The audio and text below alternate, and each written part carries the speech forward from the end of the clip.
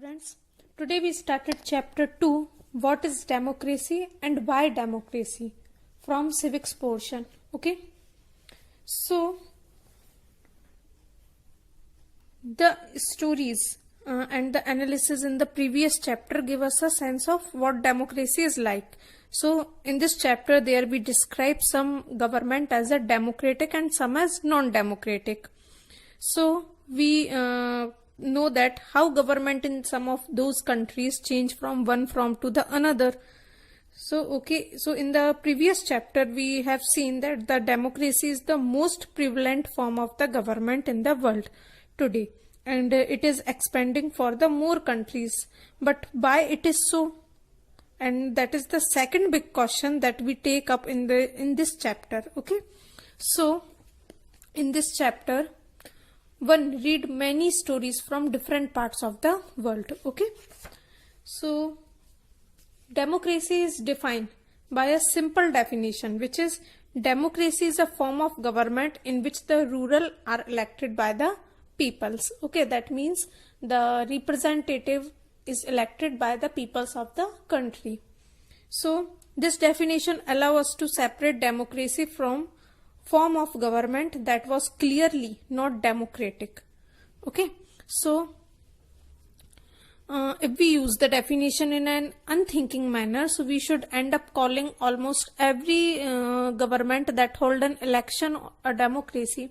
So that would be very misleading. So every government in contemporary world want to be called a democracy. So that is why we need to carefully distinguish between a government that is democracy and one that pretend to be one. So we can do so by understanding each word in this definition carefully and spelling out the features of the democratic government. Okay. So for understanding the democracy of different countries and the pattern of democracy forming from different countries, we have to know about some features of the democracy. Okay, so we have started with a simple definition that already we have learned that democracy is a form of government in which the rural are elected by the peoples. So this definition arise many questions like who are the rural in this definition, and which decision may be taken by the non-elected official in a democracy, or what kind of election constitute a democratic election, and who are the peoples who can elect the rural or get election as a rural, and what kind of form of government is democracy. So these are some questions that arise because of this definition given for democracy. Okay, so one by one we have to give answer of all these questions that arise from of democracy. Okay, so the features of democracy is known by analyzing different type of democratic system of other countries like China, Pakistan, Saudi Arabia, Zimbabwe, etc. Okay, so the first most feature of the democracy is, in a democracy the final decision making power must be rest with those elected by the peoples. That means peoples may have elected their representative to the national and provincial assemblies, but those elected representatives are not really the rural. So they cannot take the final decisions, and the power to take final decision rests with the army official and the generals. Okay. So the second feature of democracy is that a democracy must be based on a free and fair election where those currently in power have a fair chance of losing.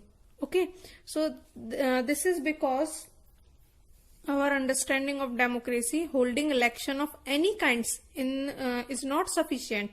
So the election must offer a real choice between political alternatives, and it should be possible for peoples to use this choice to remove the existing rural. Okay, so if they wish so we can say that a democracy must be based on the free and fair election where those currently in power have a fair chance of losing. Okay. After it, the third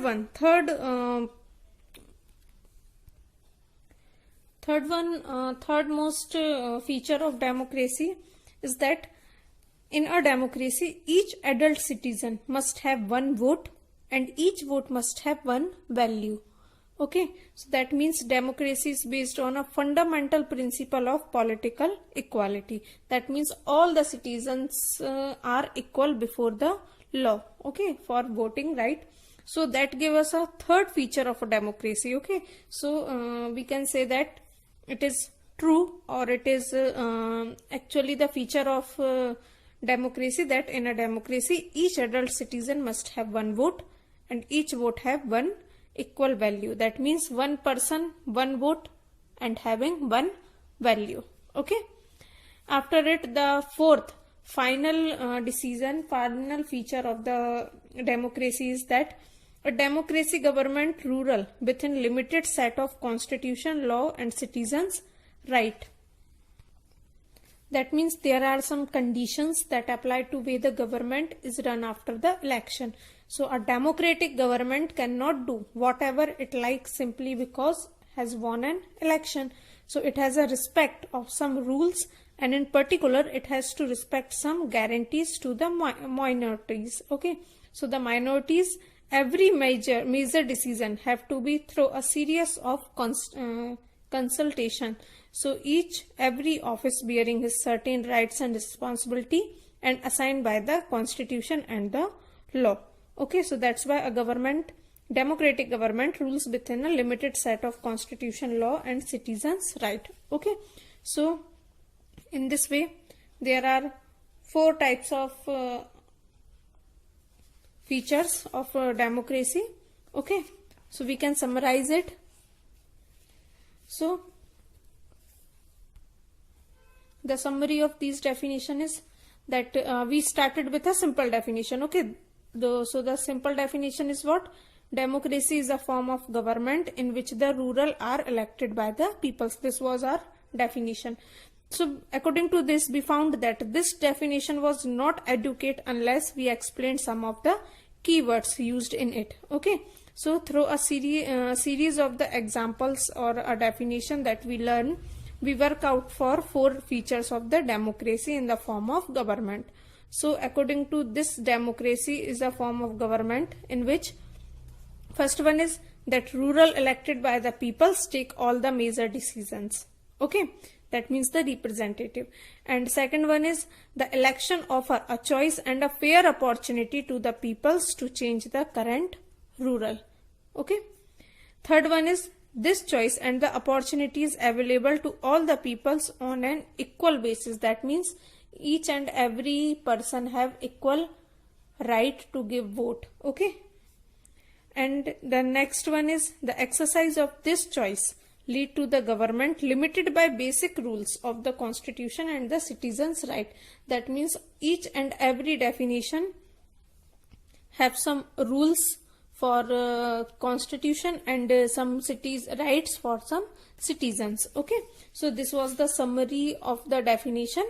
Okay, so through this definition we can analyze these 4 features of a democracy. Okay, so after that the question is arise, why democracy? When we learn what is democracy, how it is working, then next thing is why democracy. That means what were the need of democracy for our country or for a constitution. Okay, so an argument broke out, and in Madam Langoth classes, so she had finished teaching of his chapter on what a democracy, and asked the student if they through democracy was the best form of the government. So everyone had something to say. This was such an example, okay, for understanding the need and the value of the democracy. Okay, so there is a debate available on page number 31 in your textbook, so read it carefully. Okay, this was a debate for merits of democracy, or after that debate their arguments and against democracy and in favor of democracy are given. Okay, so when we learn about the debate of the students on democracy, the next thing is some arguments comes forward against the democracy. So this conversation has most of the argument that we routinely hear against democracy. So let us go over some of these arguments. So the first one is, leader keep changing in a democracy, this lead to the instability. Okay, and ordinary peoples don't know what is good for them, and they should not decide anything. Democracy lead to corruption, for it is based on the electoral competition. Democracy is all about political competition and power play. So there is no scope of morality. Okay, so many peoples have to do consult in a democracy, that is lead to delay.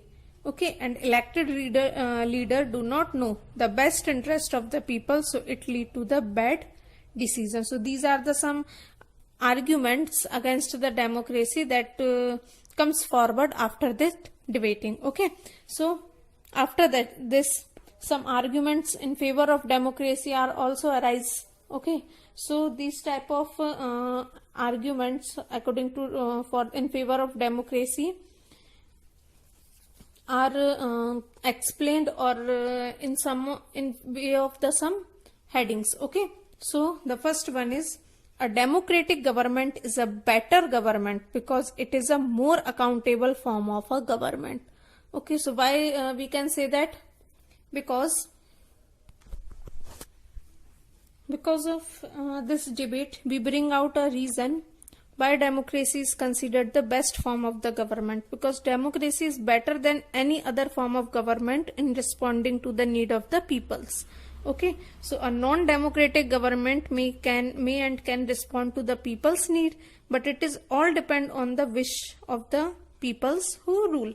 So okay, so if the ruler don't want to, they don't have to act according to the wishes of the people. So a democracy requires that a ruler have to attend to the need of the peoples. So that's why the topic that a democratic government is better because it is a more accountable form of the government is proved. Okay, after that, the second is that democracy improve the quality of a decision making. Okay, democracy is work for improving the quality of decision making. So this is because there is another reason why democracy should lead to better decision than any non-democratic government, because democracy is based on the consultation and discussion. Okay, so and democratic decision always involve many persons, discussion and meeting. So when a number of people put their hands together, so they are able to point out possible mistakes in any decision.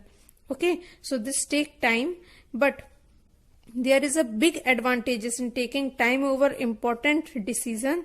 This reduces the chance of rush or irresponsible decisions. Okay, so that's why this was the best quality of a democracy, that it improved the quality of decision making by consulting others.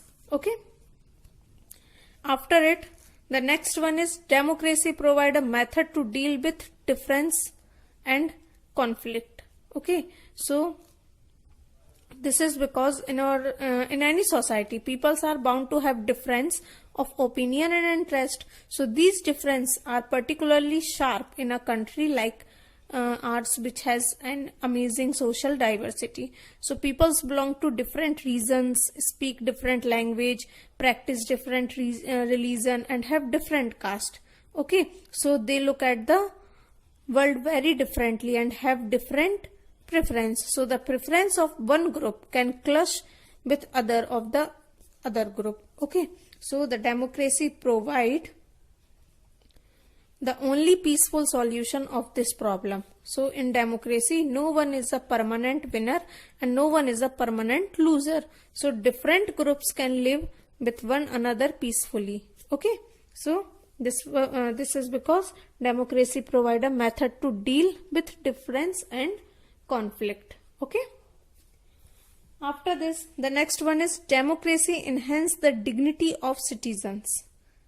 Okay, this is because democracy is based on the principle of political equality and on recognizing that the poorest and the least educated has the same status as the rich and the educated. So the peoples are not subject of the rural, they are the rural themselves. Okay, they are not depend on others rurals, they depend on themselves. So even when they make mistakes, they are responsible for their conduct. Okay, after that, the most finalist thing is that democracy is the better than other form of government because it allows us to correct its own mistake. Okay, this was the final thing of the government. So the advantages in a democracy is that such mistake cannot be hidden for long. Okay, so there is a space for the people's discussion on these mistakes, and there is a room for correction.